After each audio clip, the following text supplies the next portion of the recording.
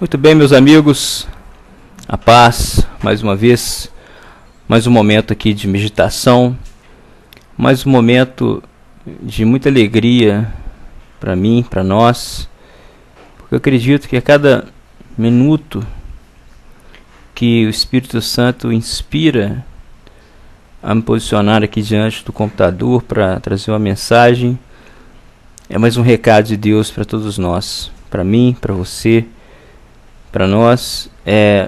Essas mensagens, meus irmãos, não são frutos de estudos bíblicos, não. Quero que fique bem claro para quem tem acompanhado que essas mensagens não são frutos de estudos teológicos.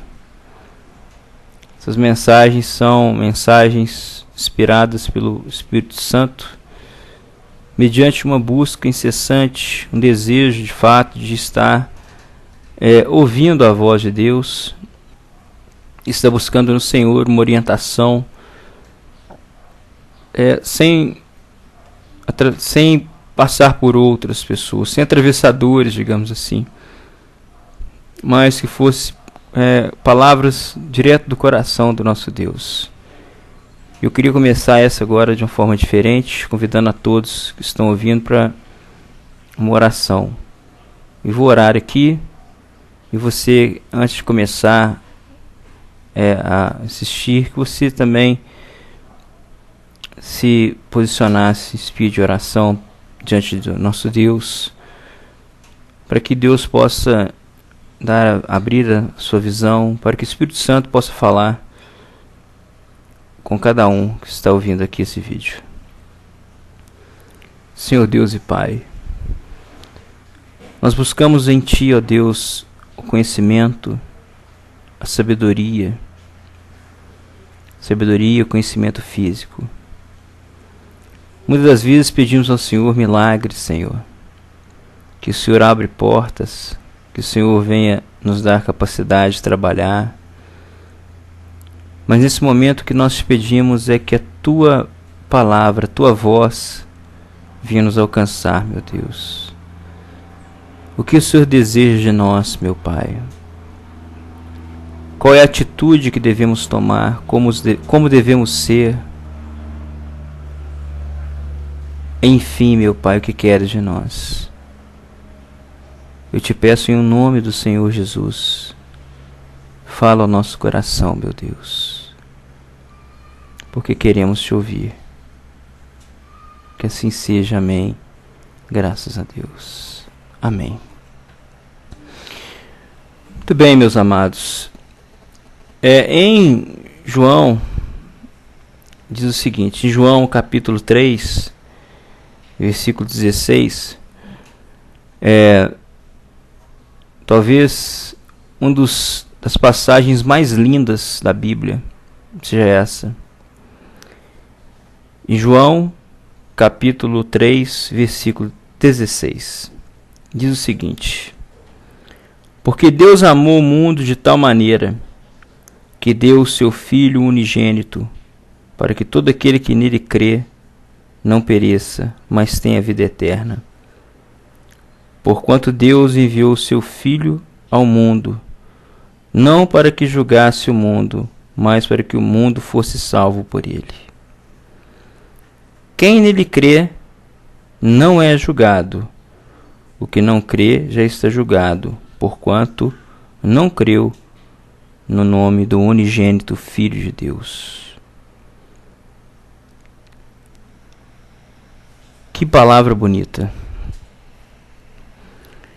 que espelha um amor incondicional,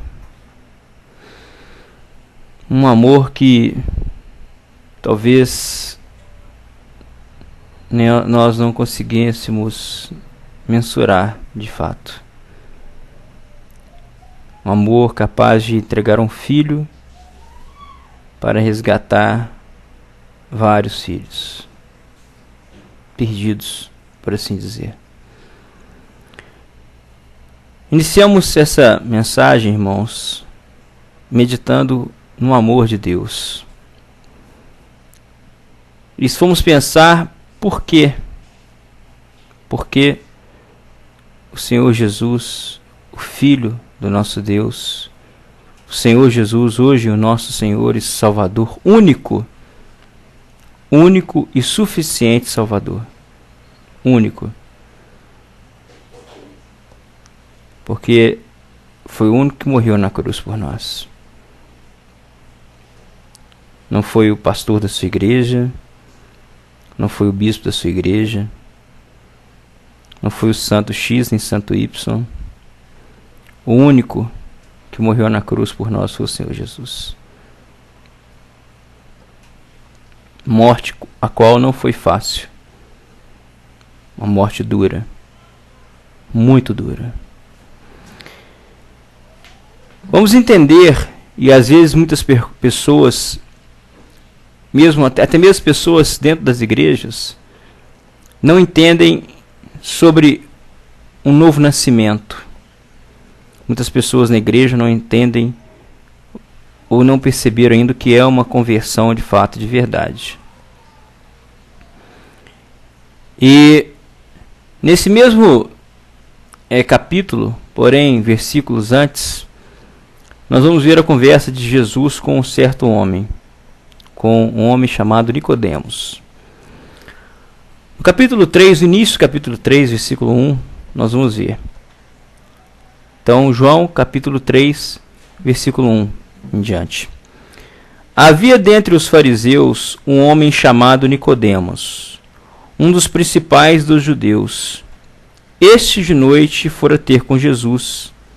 Ele disse: Rabi, sabemos que és mestre, vindo da parte de Deus, porque ninguém pode fazer esses sinais que tu fazes se Deus não estiver com ele.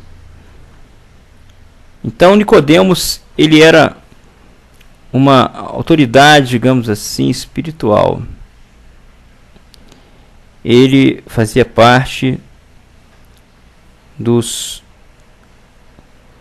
digamos, dos famosos, afamados, conhecidos fariseus, homens que viviam na lei de Moisés. Homens naquele tempo eram homens religiosos. Amém? Seguindo no versos 3, diz o seguinte: A isso respondeu Jesus: Em verdade te digo, que se alguém não nascer de novo, não pode ver o reino de Deus. Perguntou-lhe Nicodemos: Como pode um homem nascer sendo velho? Pode porventura voltar ao ventre materno e nascer segunda vez? Respondeu Jesus: em verdade te digo, quem não nascer da água e do Espírito não pode entrar no reino de Deus. O que é nascido da carne é carne, o que é nascido do Espírito é Espírito. Não te admireis de eu te dizer, importai-vos nascer de novo. O vento sopra para onde quer. Ouve a sua voz, mas não sabe de onde vem, nem para onde vai. Assim é todo que é nascido do Espírito. Então lhe perguntou Nicodemos: Como podes suceder isso? Acudiu Jesus: Tu és mestre em Israel e não compreendes essas coisas? Em verdade te digo que nós dizemos o que sabemos e testificamos o que temos visto, contudo, não aceiteis o nosso testemunho. Se tratando de coisas terrenas, não me credes, como credes se vos falar das celestiais? Ora, ninguém subiu no céu, senão aquele que de lá desceu, a saber, o Filho do Homem, que está no céu. E de modo, porque Moisés levantou a serpente no deserto, assim importa que o Filho do Homem seja levantado, para que todos que nele crê tenham a vida eterna. Nós temos aqui um versículo chave para entender hoje a estrutura das coisas de Deus. Nicodemos, o próprio Jesus o disse: ora, Nicodemos, você é mestre em Israel. Em outras palavras, Nicodemos, você é um homem que segue as leis. Nos dias de hoje, Nicodemos, você é um homem que conhece toda a Bíblia, Nicodemos. E eu pergunto de que valeu o conhecimento de Nicodemos nessa hora. De que valeu? Porque o conhecimento dele estava tão somente nas coisas terrenas, na palavra, na letra. E Jesus falava aqui de um conhecimento espiritual.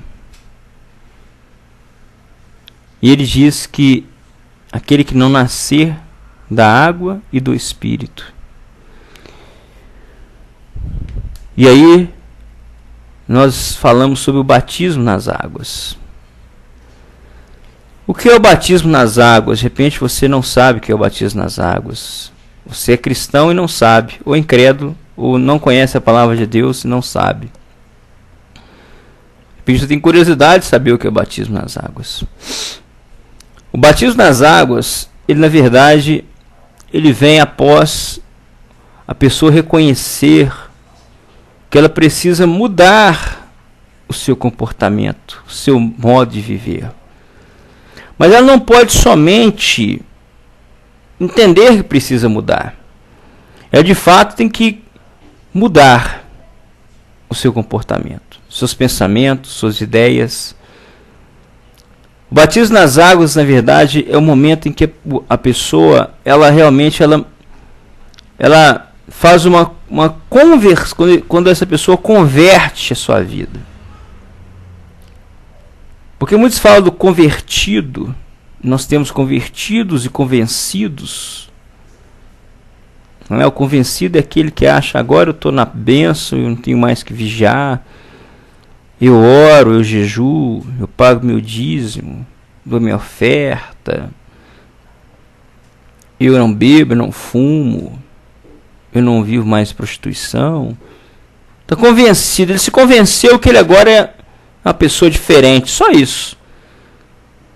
Mas o convertido, além de tudo isso, entender que quando ele se desprende de tudo isso, ele está fazendo um bem para si próprio. Ele está organizando a sua vida, retirando da sua vida coisas que são infrutíferas.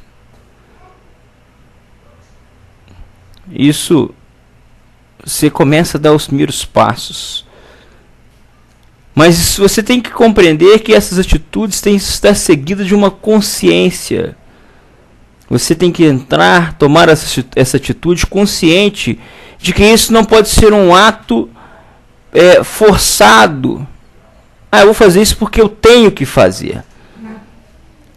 Você tem que entender que você precisa nascer novamente dentro de você. Nicodemos achou que nascer de novo era morrer. Era um homem velho, morrer e voltar para o ventre da mãe. Na verdade, estava falando de nascer, do seu interior nascer de novo. E nós temos que, o nosso interior tem que nascer de novo a toda manhã. Porque a toda manhã, a todos os minutos da nossa vida, nós temos situações que nos levam a perdermos a nossa vida espiritual. Nos levam a vivermos pela a carne. Viver pela carne é algo interessante.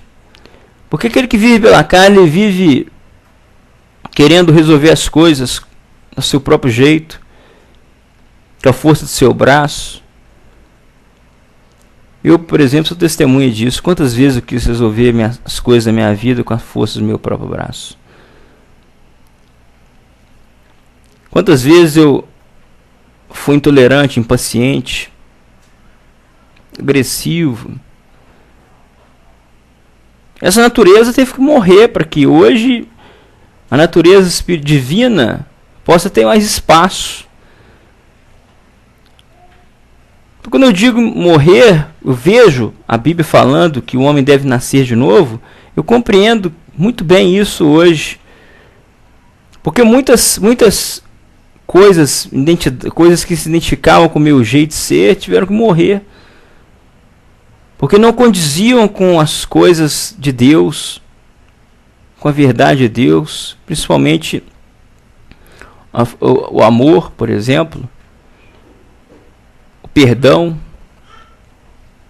Quantas são as pessoas que um amigo, um familiar irrita ela, aí ela fica com aquela mágoa no coração, mas fala, eu te perdoo, mas você para lá e eu para cá. Será? Convenceu, ela está convencida, não, eu te perdoo, está perdoado, mas você para lá e eu para cá. Houve perdão literal, de fato, de verdade, melhor dizendo? Não houve, não. Simplesmente se convenceu que perdoou. Mas o próprio falar da pessoa já mostra que não houve perdão. Para cá, você para lá. Imagina só se Deus virasse para nós e falasse o seguinte, eu te perdoo do seu pecado, mas você para lá e eu para cá. Aí estaríamos em maus lençóis, hein? Medite você o dia que Deus falar com você o seguinte, olha, a partir de agora, você para lá e eu para cá. Porque eu te digo, meu amigo, muitos livramentos na nossa vida, todos os livramentos na nossa vida, melhor dizendo, todos vêm da parte de Deus. E se ele se afastar, imagina como nós não vamos ficar. Sem direção, sem livramento, sem proteção. Em Salmo 21 diz o seguinte, se o Senhor não edificar a cidade, em vão trabalhos que edificam. Não é isso? Vamos ver. Salmo 121 diz isso. Então é interessante entendermos isso. Vamos lá, vamos ver. Que assim, o Espírito Santo fala, nós vamos passando juntos. Aí eu daqui vou buscando, você daí da sua casa vai buscando também. Se você já achou primeiro, já está lendo. Eu ainda estou procurando. Amém. Glória a Deus. Achei. Diz o seguinte: elevo os meus olhos para o monte, de onde virão o socorro? O meu socorro vem do Senhor que fez os céus e a terra.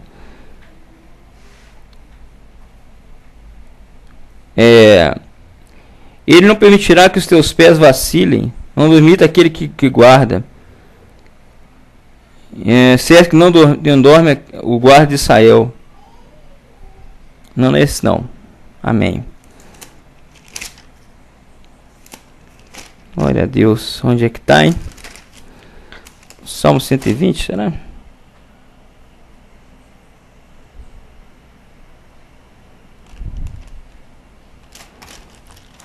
Eu não me recordo agora qual salmo, mas diz o seguinte: se o Senhor não vigiar a cidade, em vão vigia as sentinelas. Se o Senhor não guardar a cidade,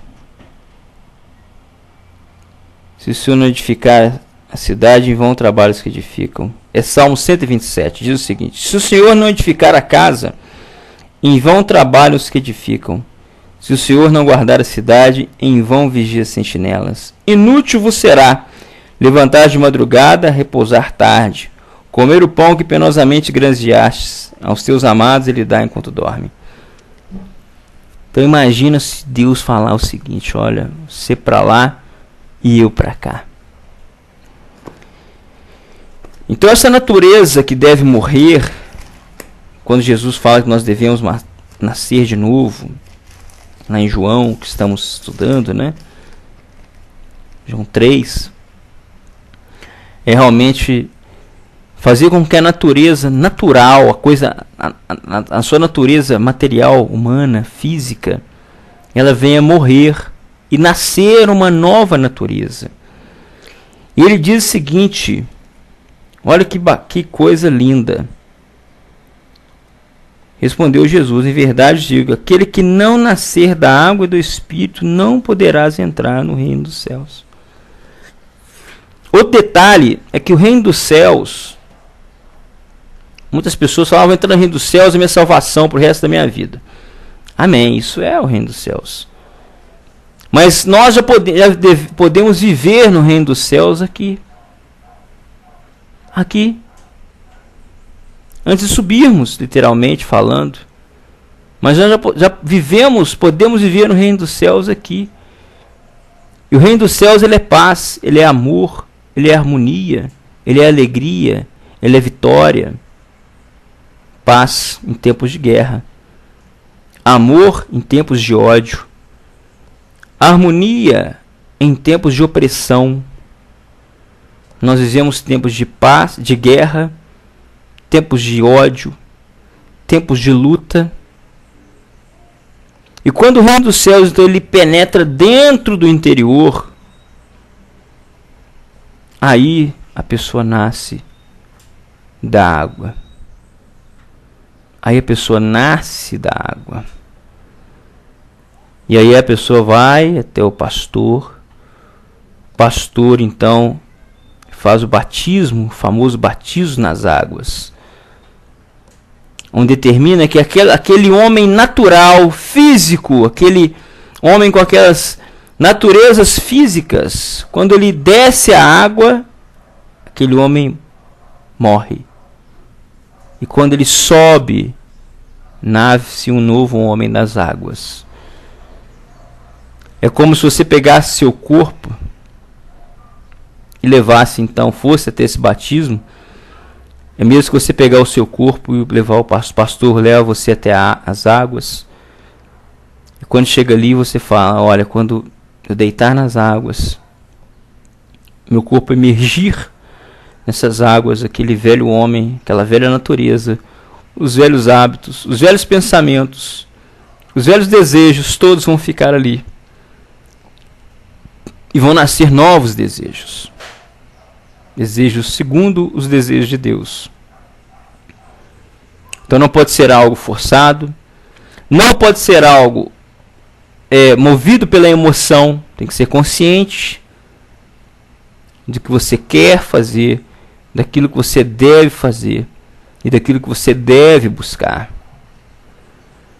Porque tudo isso tem que estar conjunto. Devo buscar, devo fazer e devo desejar ardentemente. E aí o homem nasce das águas. E o nascido do Espírito. E o nascido do Espírito. Um detalhe aqui é que Jesus no final diz o seguinte: e do modo por que Moisés lhe levantou a serpente no deserto, assim importa que o Filho do Homem seja levantado, para que todo o que nele crê tenha a vida eterna. Então, a partir do momento que o Senhor Jesus passou pela cruz, morreu na cruz, entregou seu Espírito a Deus na cruz, e no terceiro dia ele ressuscitou e subiu para o alto e santo lugar, e hoje está à destra do Pai.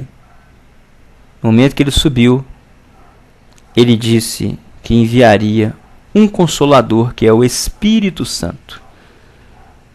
Nascemos das águas, mudando as nossas ideias, os nossos desejos, os nossos comportamentos. Mas necessitamos nascer também do Espírito. E aí é algo fantástico. É algo sublime demais nascer do Espírito. É desejar ardentemente que o Espírito Santo venha habitar no seu coração. E aí passamos a andar com Deus. Olha, se nós formos falar de homens de Deus do passado, que receberam por momento o Espírito Santo, vamos lembrar. Sansão, ele era tomado pelo Espírito Santo e vencia grandes batalhas. Davi era tomado pelo Espírito Santo e escreveu grandes salmos, teve grandes vitórias espirituais. Venceu Golias, tomado pelo Espírito Santo. Moisés, tomado pelo Espírito de Deus, guiado pelo Espírito de Deus, assim como ele pediu, assim como ele pediu, conseguiu operar sinais e maravilhas no deserto. Olha quantos homens de Deus, isso se nós formos falar aí de Estevão, de Pedro, de João, de Elias, de Eliseu, do profeta Samuel. Olha quantos homens na fé, heróis da fé, tomados pelo Espírito Santo, como o quanto eles foram homens bem-aventurados. E eu tenho uma pergunta para muitos que estão me ouvindo agora. Será que Deus mudou? Hoje Deus não manifesta o poder dele nos homens como antes manifestava? A Bíblia fala que o Senhor Deus é imutável, Ele não muda. Ele não muda. Mas quem mudou? Os homens mudaram. Os homens seguramente mudaram, principalmente os homens de Deus. Porque passaram a viver uma vida mais buscando na letra a resposta do que no espírito. Buscando mais na letra do que no espírito. Por isso, hoje temos igrejas frias. Por isso nós temos tantas igrejas que só pregam prosperidade. A Bíblia fala que nem só de pão viverá o homem, mas de toda a boca que procede, toda palavra que procede da boca de Deus. E assim tem igrejas que só falam em prosperidade. Que o fundamento dessa igreja, dessas igrejas é a própria prosperidade. O homem está olhando mais a letra do que o espírito. E assim é da igrejas que falam que o homem não passa por tribulação, que não passa por provas. O Senhor Jesus mesmo disse: no mundo tereis aflição, mas tende bom ânimo, porque eu venci o mundo. E ainda assim tem homens que pregam o seguinte: que Deus não prova o seu servo. Deus não prova o seu servo. Muitos homens falam assim: já Deus, Senhor Jesus aboliu a lei. Aí a pessoa pode fazer isso, pode fazer aquilo, mas a lei do dízimo Deus não aboliu para eles, não. Sabe por quê? Porque ele fala mais pela letra do que pelo espírito. Eu sou muito temeroso com esses movimentos religiosos grandes. Cantor X vai cantar aqui, cantor Y vai cantar ali. Lota, todo mundo vai. Glória a Deus, vamos louvar a Deus. É? Será que é um louvor do fundo do coração, um louvor espiritual ou um louvor carnal? Que se deixa levar pela quantidade de pessoas ou pela melodia que é bonita? Porque às vezes a igreja fala: vamos trazer um pregador X. Aí quando vai procurar saber quem é esse pregador, esse pregador é um... ele é um homem que ele exorta demais, sabe? Não é muito de barulho, ele é mais exortação. Então não vou não. Vai puxar nossa orelha, não vou não. Olha os sintomas aí do homem natural. Olha os sintomas aí daquele que não é nascido da água nem do espírito. A Bíblia fala que bem-aventurado é todo aquele homem, aquela criatura, aquele filho que o Pai disciplina, que Deus disciplina. E bem-aventurado é aquele que aceita a disciplina do Pai. Então, meus irmãos amados, hoje essa mensagem que nós temos: nascidos da água e do Espírito. A Bíblia fala que todo aquele que é nascido de Deus vence. Quando a pessoa nasce do Espírito, ela nasce de Deus. É importante entender que todos os passos têm que ser tomados por mim.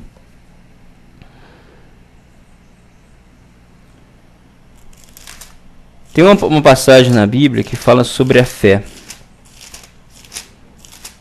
Salvo engano, está em Tiago. Vamos ver se está em Tiago mesmo. Se for em Tiago, está em Pedro. Vamos procurar juntos.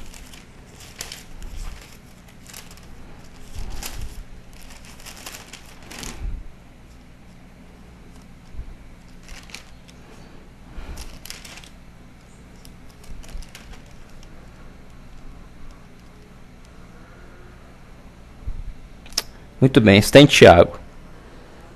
Em Tiago, capítulo 2, versículo 14. Meus irmãos, qual é porventura... meus irmãos, qual é o proveito se alguém disser que tem fé, mas não tiver obras? Pode, por acaso, semelhante fé salvá-los? Se um irmão ou uma irmã estiver carecidos de roupa e necessitado de alimento, qual dentre vós lhe disser, ide em paz, aquecei-vos e fartai-vos, sem contudo lhe dar o necessário para o corpo? Qual é o proveito nisso? Assim também a fé, se não tiver obras, por si só é morta. Aí eu creio nessa palavra. Que maravilha é essa pregação. Mas se eu não colocar em prática, se não começar a exercitar, a buscar, dobrar o meu joelho, meu Deus, me ajuda, me dá forças. E quando vier a situação para você realmente mudar, você toma o primeiro passo de recusar, de se consertar. Aí você está materializando a sua fé. A pessoa quer mudar, quer perdoar, mas ela quer que Deus coloque um sentimento, sentimento de perdão. Espera aí, eu tenho que perdoar primeiro. Não, eu perdoo sim. Pai, a partir de agora eu vou perdoar. Está perdoado, meu irmão. Perdoado, conte comigo. Aí Deus vai começar a dar os passos, vai depositar no seu coração o sentimento de libertação. Você vai libertar-se daquela situação. Aí entra a parte de Deus, mas primeiro tem que ter minha parte. Mais à frente diz o seguinte, no 18: mas alguém te dirás, tu tens fé e eu tenho obras. Mostra então a tua fé sem obras, e eu com as obras te mostrarei a minha fé. Crês tu que Deus é um só? Faz bem. Até os demônios creem e estremecem. Mas um detalhe. Todo mundo fala, Deus é um só. Deus é um só. Deus, a igreja está um só. Beleza, até o demônio crê. E ele tem medo. Mas a diferença é que a minha fé tem que vir acompanhada, seguida de obra. Se eu quero nascer da água, nascer do Espírito, eu tenho que exercitar a minha fé. Operar a minha fé. Fazer a minha fé fluir o que eu desejo. Fluir o meu desejo. Fazer a minha fé executar, manifestar o que eu desejo.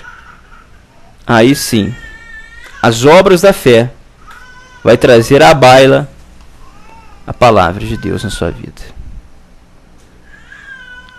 E aí nós vamos seguindo, meus irmãos, caminhando de fé em fé, em busca da vitória. Eu espero que Deus, o Espírito Santo, tenha falado no seu coração, assim como falou comigo nessa mensagem. Desejo a paz a todos, que Deus abençoe a vida de todos. Amém? Até a próxima.